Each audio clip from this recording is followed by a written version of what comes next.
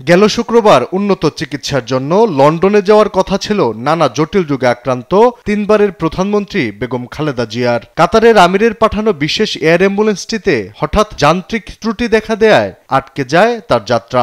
সংকটাপন্ন অবস্থায় তার চিকিৎসা চলছে রাজধানীর এভারকেয়ার হাসপাতালের সিসিইউতেই।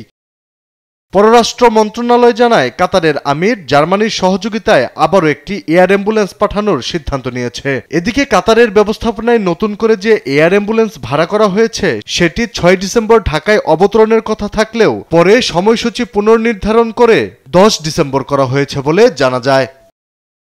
খালেদা জিয়ার চিকিৎসা ও বিদেশ পাঠানোর বিষয়ে দলীয় একটি সূত্র জানায়, খালেদা জিয়ার শারীরিক অবস্থা বিবেচনায় চূড়ান্ত সিদ্ধান্ত দেবে মেডিকেল বোর্ড। এমন পরিস্থিতি বিবেচনায় বিদেশ নেয়ার পরিকল্পনা পিছিয়ে ৯ ডিসেম্বর এয়ার অ্যাম্বুলেন্স ঢাকায় পৌঁছালে ১০ ডিসেম্বর হতে পারে লন্ডন যাত্রা।